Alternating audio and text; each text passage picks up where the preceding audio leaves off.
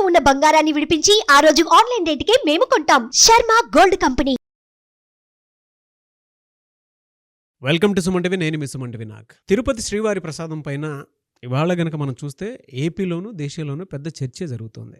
అటువైపు పవన్ కళ్యాణ్ గారు దీక్ష అంటూ ఆయన స్టైల్లో ఆయన చేస్తూ ఉన్నారు. ఇటు జగన్మోహన్ రెడ్డి గారు ప్రీవియస్ గవర్నమెంట్లో ఇది జరిగిందా లేదా అనేటువంటి దానిపై కన్క్లూజన్ ఏ విధంగా రావాలి అనేటువంటి దాని మీద ఆయన డిక్లరేషన్కి సంబంధించింది కూడా కొంత మాట్లాడటం జరిగింది.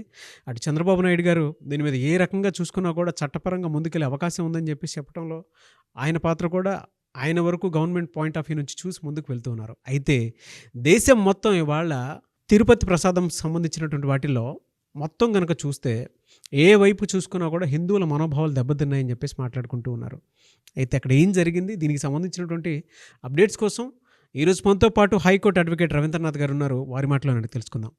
Hello sir. హాయ్ అండి నాగరాజ్ గారు. సరే, వాళ్ళ దేశం మొత్తం చర్చించుకుంటూ ఉందండి తిరుపతి ప్రసాదం అంటే ప్రతి ఒక్కరూ ఇంట్లో ఇష్టంగా తీసుకునేటువంటి తిరుపతి లడ్డూలు. అటు పాలిటిక్స్ పరంగా చూసుకున్నా, లేదు అనుకుంటే అటు తిరుపతి టీటీడీ బోర్డు వైపు నుంచి కనుక చూసుకున్నా కూడా కొన్ని ప్రశ్నలు మిగిలిపోయాయి. ఇంకా క్లారిటీ రావాల్సినటువంటి అవసరం ఉంది. ఎందుకు ఇలా జరుగుతుంది అనుకునేటువంటి ఆలోచన అయితే ప్రతి ఒక్కరిలోనూ ఉంది. మీ విశ్లేషణ ఏంటి సార్ దాని మీద? ముందుగా నాగరాజ్ గారు, నమో వెంకటేశాయ. అజ్ఞానినామయా దోషాన్ అశేషాన్ విహితాన్ హరే క్షమస్వత్వం క్షమస్వత్వం శేషశైల శిఖామనే. ఈ శ్లోకం స్వామివారి యొక్క వెంకటేశ్వర స్తోత్రంలో మనకి తెలిసి తెలియక మనం చేసే తప్పులని స్వామివారిని వేడుకుంటూ చేసేటువంటి అపరాధ స్తోత్రం. క్షమస్వత్వం క్షమస్వత్వం శేషశైల శిఖామనే. మనం చేసినటువంటి అనేక తప్పుల్ని క్షమించమని ఆ శేషశైల శిఖామణిని వేడుకునే స్తోత్రం ఇది. ఎవరు చేశారు, ఎలా చేశారు, ఎందుకు జరిగింది, అసలు తిరుమల లడ్డు వివాదం ఏమిటి, దీనికి వెళ్ళబోయే ముందు ముఖ్యంగా తిరుమలకు సంబంధించి ఈ లడ్డూ ప్రసాదం నేను 2 మాటల్లో మీకు వివరించే ప్రయత్నం చేస్తాను. దాని తర్వాత వివరాల్లోకి వెళ్దాం నాగరాజ్ గారు. ముఖ్యంగా వైష్ణవ ఆలయాలు అంటే తిరుమల సంబంధించిన ఆలయాల్లో ఈ తీపి ప్రసాదం ఇవ్వడం అనేది ఒక ఆనవాయితీగా అనేక వేల సంవత్సరాల నుంచి ఉంది. అది నిన్నో మొన్న వచ్చినటువంటి ఆచారం కాదు. ముఖ్యంగా ప్రసాదాలకు పెట్టింది పేరు ఏంటంటే తిరుమల క్షేత్రం. రకరకాలైనటువంటి వంటకాలు చేస్తారు, రకరకాలైన నివేదనలు చేస్తారు, రకరకాల కైంకర్యాలు చేస్తారు. వాటన్నింటినీ స్వామివారికి నివేదన చేస్తారు. ఇక్కడ గుర్తుపెట్టుకోవాల్సింది ఏంటంటే స్వామివారు అంటే ఆయన సాక్షాత్తు అక్కడ నివసిస్తున్నారు, ఆయన ఉన్నారు అన్న భావనతోటే చేస్తారు. ముఖ్యంగా ప్రతిరోజు ఉదయం నుంచి సాయంత్రం వరకు అంటే స్వామివారికి పవలింపు సేవ వరకు చూసినట్లయితే 50 వంటకాలు స్వామివారికి చేసి పెడతారు. అందులో పులిహోర, దద్దోజనం, కదంబం, తిరుప్పావడ, అదేవిధంగా ఇప్పుడు అన్నటువంటి లడ్డు. చాలామందికి తెలియాల్సిన విషయం ఏంటంటే ఈ వంటకాల యొక్క విశేషం ఏమిటి. దీన్ని ముఖ్యంగా తమిళ్లో తలిహ ప్రసాదం అంటారు. వీటికి అంటే స్వామివారికి నివేదన చేస్తారు. ఇక్కడ చాలామంది గుర్తుపెట్టుకోవాల్సింది స్వామివారి యొక్క గర్భగుడిలో చేసినటువంటి నివేదన వేరు, బయట ప్రజలకు పంచే నివేదన వేరు. అంటే ఎట్లా సార్, తేడా ఉంటుందా? కాదండి. స్వామివారికి ఉదయపు గంట అంటే సుప్రభాత వేళ అయిపోయినటువంటి మొదటి గంటలో స్వామివారికి ఒక నివేదన చేస్తారు. అది లడ్డూ ప్రసాదాన్ని ప్రసాదింపజేస్తారు. ఆ లడ్డూ ప్రసాదం యొక్క స్వామివారికి ఇచ్చిన ప్రసాదం ఏదైతే ఉందో ఆ ఏదైతే ప్రసాదాన్ని మీనింగే అది అంటే స్వామివారు స్వీకరించి మనకి ఇచ్చినది అని అర్థం వస్తుంది సంస్కృతార్థంలో. సో ఆ ప్రసాదాన్ని మొదటి గంటలో స్వామివారికి ఇచ్చినటువంటి ఏదైతే లడ్డు ఉంటుందో దానిని తరువాత చేసినటువంటి ఈ లడ్డూల్లో వాటిని కలిపి వాటిని ప్రసాదంగా తీసుకోవడం అనేది ఒక ఆనవాయితీ. అయితే వైష్ణవాలయాలు ముఖ్యంగా తిరుపతిలో ఒక నియమం ఉంది. దాన్ని రామానుజ కూటం అంటారు. అంటే ఏంటి, స్వామివారికి ఏదైతే నివేదన చేస్తారో, స్వామివారికి ఏదైతే ఆరగింపు చేస్తారో, స్వామివారికి కైంకర్యంలో పాల్పంచుకున్నటువంటి ఎవరైతే ఉంటారో ఇది కేవలం ప్రాకారం లోపలే ఉండాలి అని ఆగమశాస్త్రం యొక్క నియమం. అనేక వేల సంవత్సరాల నుంచి కూడా దాన్ని పోటు అంటారు. ఆ పోటు ఆగ్నేయ మూలలో తిరుమల గర్భగుడిలోకి ప్రవేశించే ముందు మనకు ఆగ్నేయ మూలలో ఉంటుంది. ఈ రామానుజ కూటం అంటారు, లేకపోతే దాన్ని పోటు అంటారు. అంటే స్వామివారి యొక్క వంటలన్నీ కూడా అక్కడ వండే ప్రదేశం. అంటే ప్రాకారం బయట ఎప్పుడు కూడా ఏ వంటలు కూడా వండవు. బయట నుంచి తీసుకెళ్ళినటువంటి ఏ నివేదనలు కూడా స్వామివారికి ఆరగించే విధి విధానాలు లేదనమాట. కేవలం స్వామివారి యొక్క ప్రసాదాన్ని కూడా ఆ ప్రాకారంలో మాత్రమే వండుతారు. ఇది ఫస్ట్ తెలుసుకోవాల్సిందే. అంటే ప్రతి ఒక్కరికి తెలియాలి ఈ విషయాలకు సంబంధించి. కేవలం లడ్డు గురించి మాట్లాడుకోవడం కాదు, దీనికి సంబంధించి నాకు తెలిసిన వివరాలు కొన్ని మీకు అందజేసే ప్రయత్నం చేస్తున్నాను. సో ఈ లడ్డు పరిణామం ఎలా ఉండేది ఇంతకుముందు అంటే అనేక వేల సంవత్సరాల నుంచి, సుమారుగా 1900 అంటే ఇప్పుడు కాదు, ఒక 2000 సంవత్సరాల క్రితం ఈ లడ్డు యొక్క ప్రాశస్త్యం అన్నది ఒక నివేదన చేసి భక్తులకు పంచిపెట్టడం అనేది అప్పుడు మొదలైంది. సుమారుగా రమారమి ఒక 2000 సంవత్సరాల నుంచి ఆనవాయితీగా ఉంది. దీన్ని మొదటగా బూందీ ప్రసాదం చేసేవారు. తర్వాత కాలాగమనం కొన్ని మార్పుల తర్వాత దాన్ని ఆ బూందీని దగ్గరగా చుట్టి దాన్ని ఒక లడ్డుగా చేసి ఆ లడ్డు ఇవ్వడం ప్రసాదంగా మొదలుపెట్టారు. బూందీ అంటే ఏంటి? బూందీ అంటారు హిందీలో. అంటే చిన్న చిన్న శనగపిండి తాలూకా ఇవి దాన్ని తీపి ద్రావకంలో వేసి పంచదార పాకంలో వేసి ఒక నివేదన చేసి స్వామివారికి ఇవ్వడం ఆనవాయితీ బూందీ. ఈ తీపి బూందీ కాలగమనంలో ఏమైందంటే ఒక లడ్డుగా తయారైంది. ఈ లడ్డూని ఇవ్వడం మొదలుపెట్టారు. ఈ లడ్డు కన్నా ముందే ఉండేది చక్కెర పొంగలి ఉండేది. దాన్ని శర్కర అంటారు సంస్కృతిలో. శర్కర పొంగలి అంటారు. ఆ శర్కర పోయి చక్కెర అయింది. ఆ చక్కెర పొంగలి నివేదన చేస్తారు. సో ఇప్పుడు లడ్డూ ప్రసాదం అనేది అయింది. అయితే ప్రజలందరూ గుర్తుపెట్టుకోవాల్సింది ఇందులో అంతర్యం ఏంటంటే స్వామివారికి నివేదన చేసినటువంటి ఏదైతే లడ్డూ ప్రసాదం ఉందో అది గర్భగుడిలో చేస్తారు. అది బయట చేసినటువంటి మీరు దర్శనం చేసుకుని బయట వెలుపల ప్రాకారానికి వచ్చిన తర్వాత మీకు మరలా అంటే పుష్కరునికి ఎదురుగా ఉన్నటువంటి ప్రదేశంలో లడ్డు యొక్క ఒక పోటు ఉంటుంది. అంటే లడ్డు తయారు చేసే యంత్రాంగాన్ని పూర్తిగా మిషనరీ ఆధునిక సాంకేతిక పరిజ్ఞానంతో తయారు చేసినటువంటి టోటల్ మిషనరీ ఎక్విప్మెంట్ని పుష్కరునికి ఈశాన్య భాగంలో కన్స్ట్రక్షన్ చేసి ఉంటారు. అది ఇప్పుడు బయట చేస్తున్నటువంటి బూందీ లడ్డు. అయితే మరి మనం తిన్నటువంటి లడ్డు ఏదైతే ఉందో ఈ లడ్డునే స్వామివారికి నివేదించారంటే కాదు. ఇది గుర్తు పెట్టుకోవాలి ప్రతి ఒక్కరు కూడా. దీనికి సంబంధించి టీటీడీ యొక్క మనకి వైవి సుబ్బారెడ్డి గారు కూడా అంటే ఆగమ శాస్త్రాల ప్రకారం అక్కడ ఉండే జియర్లు ఉంటారు, పెద్ద పెద్ద ఆచార్యులు ఉంటారు. అక్కడ స్వామివారికి నివేదన చేసినటువంటి ప్రసాదం ఏదైతే ఉందో వాటికి పరిమాణం వేరుంటుంది. ప్రతిరోజు సుమారుగా దీనికి సంబంధించి టీటీడీ వాళ్ళు చెప్పే లెక్కల ప్రకారం అంటే శ్రీవారికి వాడేటటువంటి ఏదైతే నెయ్యి ఉంటుందో అది ఒక రోజుకి 60 కేజీల వరకు అవసరం అవుతుంది. ఈ 60 కేజీల ఏదైతే ఉందో సుమారుగా ₹1,00,000 పర్చేజ్ చేస్తున్నామని టీటీడీ బోర్డు అధికారికంగా ప్రకటించడం జరిగింది. సో సామాన్య మానవులు దీని గురించి ఆలోచించాల్సిన అవసరం లేదు. అయితే ఏదైతే లోపల తయారు చేసినటువంటి లడ్డు ఉందో ఆ లడ్డును తీసుకొచ్చి బయట ఈ ఏదైతే లడ్డు పోటు అంటారు ఆ లడ్డు పోటులో చేస్తున్నటువంటి ఏ ప్రక్రియ ఉందో దీంట్లో తీసుకొచ్చి కలుపుతారు. ఇక్కడ అడల్టరేషన్ అంటే కల్తీ అనేది ఇక్కడ స్టార్ట్ అయింది అని వాళ్ళు ఇచ్చే నివేదిక ద్వారా మనకు తెలుస్తుంది. బహుశా అది ఆ స్వామివారికే తెలియాలి. లోపలది కూడా కల్తీ చేశారా లేదా బయట కల్తీ అంటే బయట నెయ్యి అక్కడ ఇచ్చారని తెలియదు. బయట వాళ్ళు ఇచ్చినటువంటి నివేదికలు టీటీడీ బోర్డు ఏదైతే అందిస్తున్నటువంటి నివేదిక ఉందో దాని ప్రకారంగా నేను మాట్లాడుతున్నాను నాగరాజు గారు. యాక్చువల్గా వైష్ణవాలయాల్లో ఉన్నటువంటి రూల్ ప్రకారం ఏంటంటే ప్రసాదం ఏదైతే ఉంటుందో అది కేవలం ప్రాకారం లోపలే చేయాలి. మనం వీటికి ఎప్పుడో మనం తిలోదకాలు ఇచ్చేసాం. ఏ రోజైతే 1000 కాళ్ళ మండపం కూలగొట్టారో ఆ రోజే సరైన అనాచారాలు స్టార్ట్ అయినాయి తిరుమలలో. దీనికి సంబంధించి జియర్లు పెద్ద పెద్ద మఠాధిపతులు పీఠాధిపతులు అంటే వైష్ణవ మధ్వ సంప్రదాయం కావచ్చు, వైష్ణవ సంప్రదాయం కావచ్చు, రామానుజ సంప్రదాయం కావచ్చు, లేకపోతే జగద్గురు పీఠాధిపతులు కావచ్చు, ఏ సంప్రదాయ పరులైనా పూర్తిగా 1000 కాళ్ళ మండపాన్ని కొలదోసిన రోజు నాడే అంటే నేను ఇక్కడ పార్టీకి అతీతంగా చెప్తున్నాను నాగరాజు గారు. ఇక్కడ నాకు పార్టీలతో సంబంధం లేదు. కేవలం ఒక సామాన్య మానవుడిగా మాట్లాడుతున్నాను నేను. అంటే స్వామివారి యొక్క భక్తుడిగా మాట్లాడుతున్నాను. ఇది ప్రతి భక్తుడి యొక్క ఆవేదన ఇలానే ఉంటుంది వ్యక్తం. పార్టీలతో సంబంధం లేదు. ఈరోజు ఒక పార్టీలు ఉంటాయి, ఈ పార్టీలు పోతాయి. ఇంకొక మార్పు వస్తుంది, ఇంకో మార్పు వస్తుంది. 1000 సంవత్సరాల నుంచి అనాదిగా తిరుమల కొండకి ఎప్పటి నుంచో రాజులు వెళ్ళారు, రాజులు పోయారు. రాజుల తర్వాత మిరాసి వ్యవస్థ వచ్చింది, మిరాసి వ్యవస్థ పోయింది, బ్రిటిషర్లు వచ్చారు, బ్రిటిషర్స్ యొక్క వ్యవస్థ పోయింది, ప్రజాస్వామ్యం వచ్చింది, టీటీడీ బోర్డు ఫామ్ అయింది. టీటీడీ బోర్డులో జరుగుతున్నట్టు ఈ విషయాల గురించి మనం మాట్లాడుకుంటాం. బహుశా ఈరోజు పార్టీలకు అతీతంగా మాట్లాడుకోవాల్సిన ఆవశ్యకత ఉంది. తిరుమల యొక్క సంప్రదాయం నిలబెట్టాల్సిన ఆవశ్యకత ఉంది. ఏ రోజైతే 1000 కాళ్ళ మండపాన్ని కూలగొట్టడం జరిగిందో ఆ రోజు అక్కడ అనాచారం మొదలైంది. ఎప్పుడైతే లోపల జరగాల్సిన స్వామివారికి నివేదించాల్సినటువంటి ఈ నివేదన ఏదైతే ఉందో ఎప్పుడైతే ప్రాకారం వెలుపులకు తీసుకొచ్చారో లడ్డూ పూటని వ్యవస్థను తీసుకొచ్చారో అప్పుడే అనాచారాలు మొదలైనాయి. దీనికి ఈరోజు మనకి కలిసినటువంటి ఈ యొక్క లడ్డు ఇప్పుడు ఏదైతే వివాదం వచ్చిందో కల్తీ నెయ్యి వివాదం వచ్చిందో దానికి సంబంధించి మనం మాట్లాడుకునే ప్రయత్నం చేద్దాం నాగరాజు గారు. ఓకే, దీనిని 3 ప్రశ్నలుగా వేద్దాం. ఒకటి, తిరుమలలో ఉన్నటువంటి తిరుమల తిరుపతి దేవస్థానం వారు పూర్తిగా ఇక్కడ ఏదైతే జరగాల్సిన వ్యవస్థ ఏదైతే ఉందో తిరుమల తిరుపతి దేవస్థానం చేస్తున్నటువంటి వారికి మనం కొన్ని సూటిగా ప్రశ్నలు వేయాల్సి వస్తుంది. అదేవిధంగా అధికారికంగా ఉన్నటువంటి అంటే ఏదైతే కల్తీ జరిగిందని చెప్పబడుతున్నారో ఆ టైంలో ఉన్నటువంటి ఆయా పార్టీల వాళ్ళు అంటే వైఎస్ఆర్సీపీ పార్టీలో ఉన్నటువంటి అప్పటిటువంటి ఈవోలు కావచ్చు, చైర్మన్స్ కావచ్చు, వాళ్ళకు కూడా మనం సూటిగా సమాధానం చెప్దాం. ఈ రెండే కాదు నాగరాజు గారు, 3వ పరిస్థితి కూడా ఉంది. ఈ రోజు ప్రస్తుతం పరిపాలన చేస్తున్న నాయకులు కూడా మనం సూటిగా ప్రశ్నిద్దాం. వీటిని 3 పార్ట్స్గా డివైడ్ చేసుకుంటూ మనం మాట్లాడే ప్రయత్నం చేద్దాం. ముందుగా టీటీడీ యొక్క వ్యవస్థ ఏదైతే ఉందో వీటికి కొన్ని ప్రశ్నలు సంధించే ప్రయత్నం చేస్తున్నాం నాగరాజు గారు. తిరుమల తిరుపతి దేవస్థానం చెప్తున్నటువంటి ఏదైతే దేవస్థానం ఉందో ఏదైతే స్వామివారి యొక్క నియమ నిబంధనలకు కట్టుబడి ఒక వ్యవస్థ పనిచేయాల్సిన ఆవశ్యకత ఉందో కానీ నిజంగా వాళ్ళ పని చేస్తున్నారా చేయట్లేదా వీళ్ళకి సంబంధించి తిరుమల ఇప్పుడు జరుగుతున్న మార్పులకి ఇప్పుడు జరుగుతున్నటువంటి సంఘటనకు సంబంధించి తిరుమల తిరుపతి దేవస్థానానికి సూటిగా కొన్ని ప్రశ్నలు వేసే ప్రయత్నం చేస్తున్నాం నాగరాజు గారు.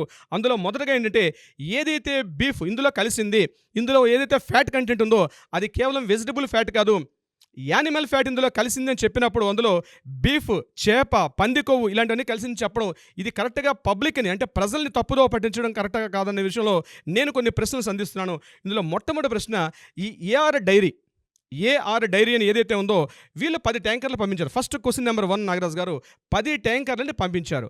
అందులో 6 ట్యాంకర్లను ఆల్రెడీ యూజ్ చేశారు. 4 ట్యాంకర్లు అనుమానాస్పదంగా ఉన్నాయని చెప్పి ఈ 4 ట్యాంకర్లను కూడా వీటికి చెకింగ్ పంపించారు. అంటే చెక్ చేయడం కోసం పంపించారు. ఇక్కడ టీటీడీ బోర్డుకి నేను సూటిగా ఇస్తున్న ప్రశ్న ఏంటంటే ఈ 10 ట్యాంకర్లు ఏవైతే ఉన్నాయో ఇందులో 6 ట్యాంకర్లు ఈ 6 ట్యాంకర్లు యూజ్ చేశారు. అంటే మీరు నిర్ణయించుకున్నారా ఈ 6 ట్యాంకర్లో కూడా సరైనటువంటి కల్తీ లేనటువంటి నెయ్యి అని చెప్పి మీరు డిసైడ్ చేశారా? కేవలం ఈ 4 ట్యాంకర్స్లోని మాత్రమే కల్తీ జరిగింది మీరు ఎక్స్పెక్ట్ చేసి దాని తగ్గట్టుగా వీరిని పంపించారా? ఒకవేళ ఆ 6 ట్యాంకర్లు కల్తీవైతే ఈరోజు మీరు సూటిగా ప్రజలకు సమాధానం చెప్పాల్సిన అవసరం ఏముందంటే అవి 6 ట్యాంకర్లు మేము ఏదైతే ప్రజలు తీసుకున్నటువంటి ప్రసాదం అందులో కల్తీ జరగలేదు అని మీరు సమాధానం చెప్పాల్సిన ఆవశ్యకత ఉంది.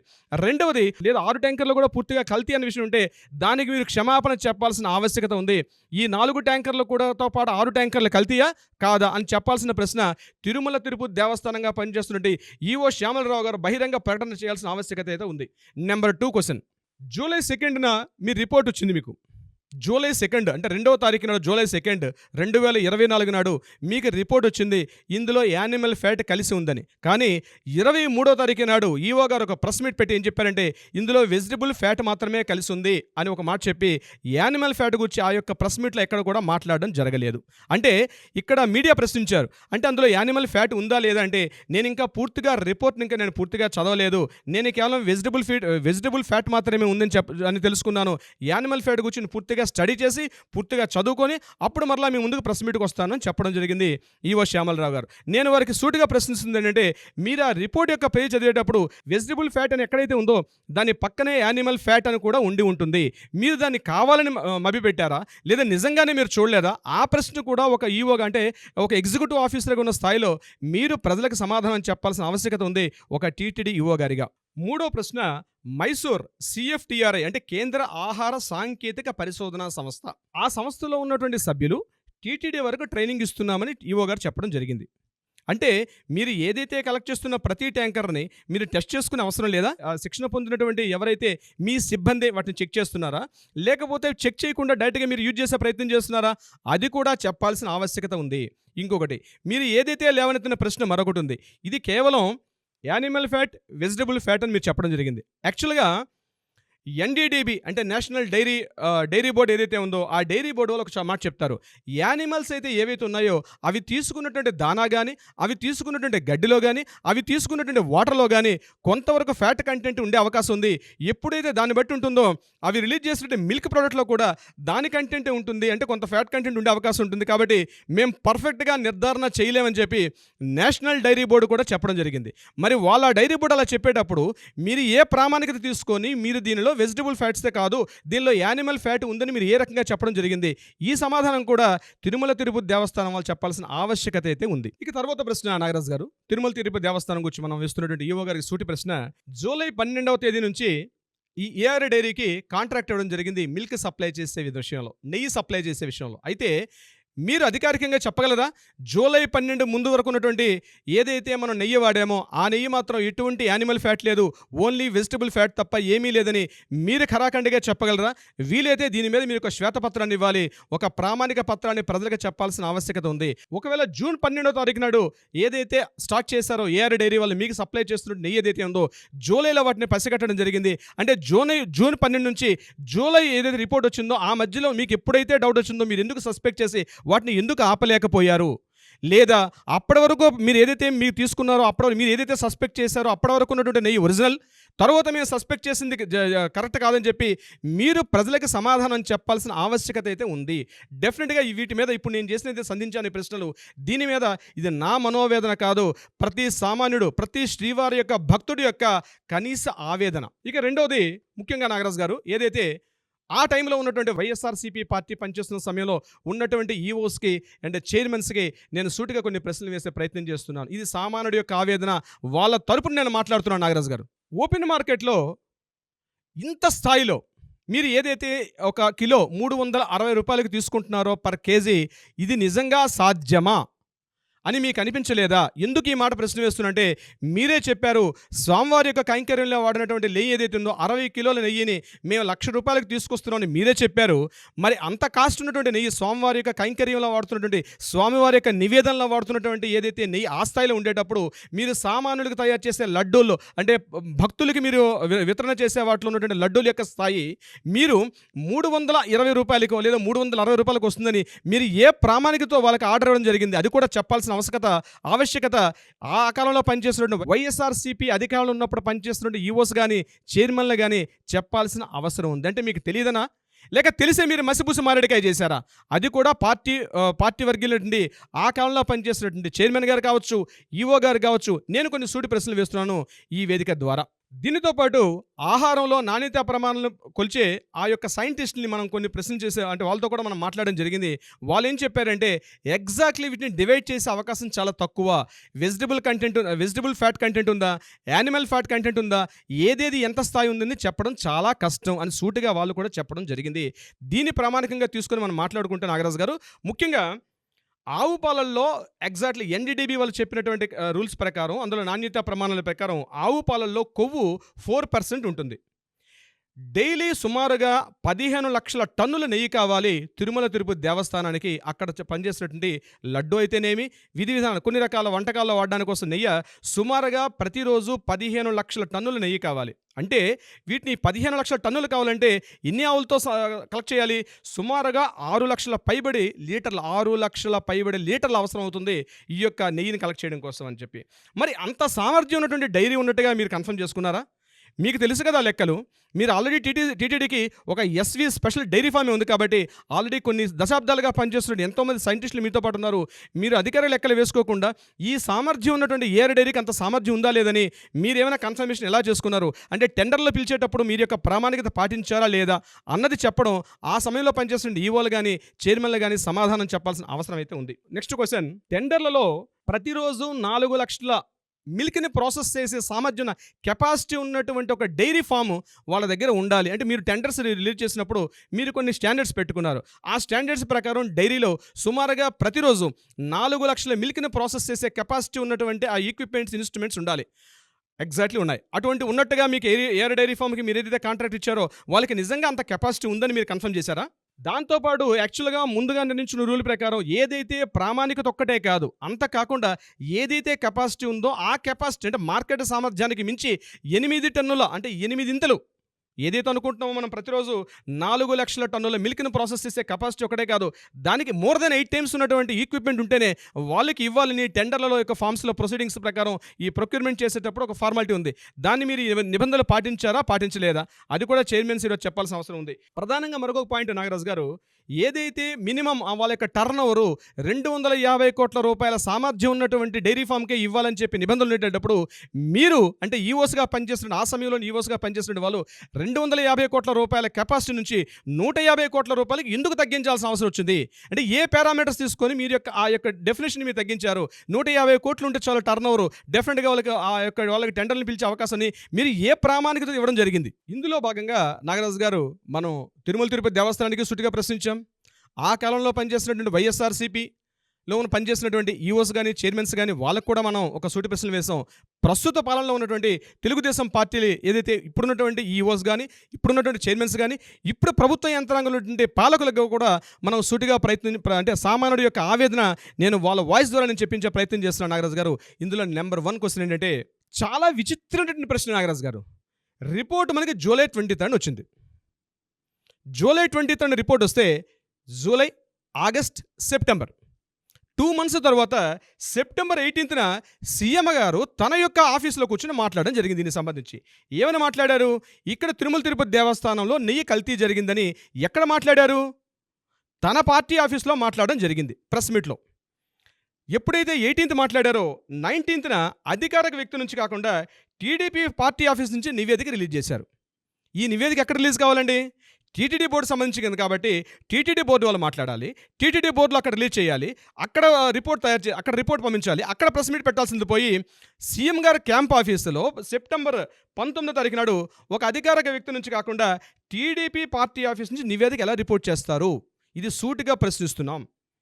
నెక్స్ట్ క్వశ్చన్, ఎప్పుడైతే 19th ముఖ్యమంత్రి చంద్రబాబు నాయుడు గారు అధికారిక పార్టీ ఆఫీస్ నుంచి ఎప్పుడు రిలీజ్ చేశారో 19th తరువాత సెప్టెంబర్ 20th అంటే 20వ తారీఖు నాడు అప్పుడు టీటీడీ ఈఓ గారు స్పందించడం జరిగింది. ఇందులో ఫ్యాట్ కంటెంట్ జరిగింది, ఇందులో కొంత అడల్టరేషన్ జరిగిందని ఆయన అప్పుడు మాట్లాడడం జరుగుతుంది. నేను సూటిగా ఒకే ప్రశ్న చేస్తున్నాను నాగరాజు గారు, సామాన్య భక్తుల తరపున, శ్రీవారి భక్తుల తరపున, ముఖ్యంగా యానిమల్ ఫ్యాట్ గురించి మీకు పక్కాగా ఎప్పుడు ఇన్ఫర్మేషన్ వచ్చింది? అసలు యానిమల్ ఫ్యాట్ యొక్క కల్తీని ఎలా నిర్ధారిస్తారు మీరు? అసలు మీకు జూలై 23 నివేదిక వస్తే 2 నెలల పాటు మీరు ఎందుకు నివేదికని మీరు గుప్తంగా పెట్టాల్సిన అవసరం వచ్చింది? ఇవన్నీ కాకుండా టీటీడీ బోర్డు నుంచి కాకుండా టీడీపీ పార్టీ ఆఫీస్ నుంచి నివేదికను ఎలా ప్రచురిస్తారు? ఇది సామాన్యుడి యొక్క, ప్రతి శ్రీవారి భక్తుడి యొక్క ఆవేదన నాగరాజు గారు. నేను ఆవేశంగా మాట్లాడడం కాదు, సామాన్యుడి యొక్క ఆవేదన. ఇది పార్టీలు తమకు కావలసినట్టుగా ఎవరికి వాళ్ళు మార్చేసుకొని ఈ పార్టీ చేశారని వాళ్ళు, కాదు ఆ పార్టీ చేశారని వీళ్ళు, ఎవరి మీద వాళ్ళు బురద జల్లుకొని మొత్తానికి భక్తులకు మాత్రం తప్పుదోవ పట్టించే ప్రయత్నం చేస్తున్నారు, ముఖ్యంగా తిరుమల తిరుపతి దేవస్థానంలో. కానీ ఒకటి నిజం నాగరాజు గారు, ఇక్కడ తిరుపతిలో ఉన్నది స్వామివారు అఖిలాండ కోటి బ్రహ్మాండ నాయకుడు. వినా వెంకటేశం ననాదో ననాదో సదా వెంకటేశం స్మరామి స్మరామి అన్నట్టుగా స్వామివారు అక్కడ ఉన్నారు. ఆ యొక్క భయం పోయింది, భక్తి పోయింది భక్తులకి. ఈరోజు ఎవరైతే నాయకులు స్వామివారి యొక్క సేవకులు అన్నటువంటి ఫీలింగ్ పోయి మేమేదో స్వామివారి యొక్క ఆదాయాన్ని తప్పుదో పట్టించే విషయం తీసుకెళ్తున్నారు. రీసెంట్గా ఒక దౌర్భాగ్యం నాగరాజు గారు, 1,50,00,000 రూపాయలకు ఒక టికెట్ అమ్మారండి. 1,50,00,000 రూపాయలకు ఒక టికెట్ అమ్మి ఏదో ఒక ప్రైవేట్ హాస్పిటల్ కడతామని టీటీడీ బోర్డు వాళ్ళు అధికారికంగా చెప్పడం జరిగింది. అది రిలీజ్ చేసిన జస్ట్ 2 డేస్లోనే టోటల్ టికెట్లను అమ్ముడైపోయాయి. అంటే ఆ టికెట్ యొక్క మీనింగ్ ఏంటంటే స్వామివారి యొక్క ఉదయాస్తమన సేవ, అంటే ఉదయం నుంచి సాయంత్రం వరకు ఒక సేవలు జరుగుతాయి. ఒక సంవత్సరంలో ఒక కుటుంబంలో 6గురికి అలర్ట్ చేస్తామని చెప్పి నెక్స్ట్ 25 years రావాల్సిన టికెట్స్ అన్ని కూడా జస్ట్ 2 daysలో అమ్మేశారు. అంటే మీకు తిరుమల తిరుపతి దేవస్థానం మీకు కావాల్సినటువంటి ఒక మనీ సంపాదించి పెట్టే యంత్రమా, ఒక మెషిన్? అక్కడ స్వామివారు సాక్షాత్తుగా ఉన్నారు అన్నటువంటి ఒక కనీస భావన. ఒక సామాన్యుడు బయలుదేరుతాడు నాగరాజు గారు, కొండెక్కుతాడు, గోవింద గోవింద అనుకుంటూ మెట్లెక్కుతాడు, ఏడుకొండలవాడ వెంకటరమణ అని స్వామివారి యొక్క దర్శనం కోసం కొన్ని గంటల పాటు క్యూలో వెయిట్ చేస్తూ వాడు తన చెంగును కట్టుకుంటే ఆ ముడుపు విప్పి స్వామివారి యొక్క హుండీలో వేసి ఒక అలౌకిక భావన పొందుతాడు. స్వామివారు సాక్షాత్తు ఉన్నారంటే ఒక భావన. వారు వేసినటువంటి ప్రతి రూపీని ఈరోజు తిరుమల తిరుపతి దేవస్థానం మాట్లాడుకుంటే ఏదైతే వ్యవస్థ ఉందో భ్రష్టు పట్టి నాశనం చేసి ప్రజల్ని తప్పుదో పట్టించి కేవలం అంటే శ్రీనివాసుడు అంటే కేవలం భోగ శ్రీనివాసుడే, కేవలం ఒక మ్యూజియంలో ఉన్నటువంటి ఒక ఏదో బొమ్మను చూసినట్టుగా వస్తున్నారు తప్పించి నిజమైన భక్తిగా తిరుమల తిరుపతి దేవస్థానానికి భయం లేదు, భక్తి లేదు, ఎటువంటిది లేకుండా కేవలం ఒక మిషన్ తయారు చేసే యంత్రాంగం ద్వారా మాత్రమే ప్రభుత్వాలు ఆలోచిస్తున్నాయి, వ్యవస్థలు ఆలోచిస్తున్నాయి. ఇది జరిగినంత కాలం కూడా ఏదో ఇదంతా కూడా ఈ పాపం పండే రోజు ఒక రోజు వస్తుంది నాగరాజు గారు. సామాన్యుడి యొక్క ఆవేదన, ప్రతి వాడు గోవిందా అని పిలుస్తాం. గో అంటే ఏంటండి? ఆవులను రక్షించేవాడు. గో అంటే భూమి, గో అంటే ఈ మొత్తం వ్యవస్థ, ఈ యొక్క విశ్వం. గోవిందుడు ఈ ప్రపంచాన్ని, ఈ విశ్వాన్ని గోవులు రక్షించేవాడు. అటువంటి గోవు పాలల్లో తీసుకునే నెయ్యిని ఇంత భ్రష్టు పట్టించేసి మీరు చేశారంటే మీరు చేశారు, మీరు చేశారంటే మీరు చేసుకుని ఒకరి మీద ఒకరు తోడ్పాటు పట్టడమా? కానీ కర్మ సిద్ధాంతం అనేది ఒకటి ఉంటుందండి. డెఫినెట్గా దీనికి సంబంధించినటువంటి వాటిలో నో డౌట్ ఎవరికి తగలాలో వాళ్ళకి బలంగా తగులుతుంది.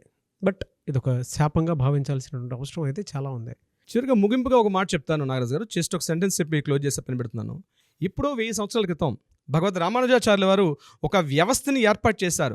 స్వామివారికి ఉదయం నుంచి సాయంత్రం పవలింపు సేవ వరకు కూడా జరగాల్సినటువంటి ఏవైతే విధి విధానాలు ఉంటాయో ఈరోజు మనం తెలుసో తెలియక రామానుజాచార్యుల వారిని పూర్తిగా ప్రతి ఒక్కరూ దాన్ని పాటిస్తారు. ప్రతి దేవాలయంలో, వైష్ణవాలయంలో, ప్రతి దేవాలయంలో ఒక సిస్టమ్ని ఏర్పాటు చేశారు. స్వామివారిని ఆ యొక్క గర్భాలయాన్ని, స్వామివారి యొక్క మూర్తిని రక్షించేటువంటి జిఆర్ వ్యవస్థను ఏర్పాటు చేశారు. ఇప్పటికి కూడా తిరుమలలో కొంతమంది పెద్ద జిఎం గారు ఉన్నారు, వారి యొక్క చిన్న జిఎం గారు ఉన్నారు. వారిని కూడా తప్పుదో పట్టించేసి తిరుమల తిరుపతి దేవస్థానం యొక్క వ్యవస్థలు భ్రష్టు పట్టి పూర్తిగా వ్యవస్థ నిర్వీర్యం చేసి స్వామివారు అంటేనే ఒక మ్యూజియంలో ఉన్నటువంటి ఒక మూర్తిగా ఒక టికెట్ ఎప్పుడైతే పెట్టారో ఆ రోజే వ్యవస్థలో భ్రష్టు పట్టిపోయారు నాగరాజు గారు. మీరు అలా చెప్తుంటే కళ్ళ ముందు నీళ్ళు వచ్చేస్తున్నాయండి. మ్యూజియంలో అనేటువంటిది ఇదిగా ఉంది ఇవాళ. అంటే మీరంటే మీరు అని చెప్పేసి పొలిటికల్ పార్టీస్ ఉన్నాయి, దాంతోపాటు చాలామంది భక్తుల ఆవేదన ఉంది. ఎందుకు ఇలా జరుగుతుంది? కానీ దేవుడితో పెట్టుకోవటం అంటే ఆ శాపానికి ఎవరైనా సరే గురవ్వాల్సిందేనండి. డెఫినెట్గా తగులుతుంది, no doubt. Thank you so much Ravindranath garu. Thank you so much Nagaraju గారు.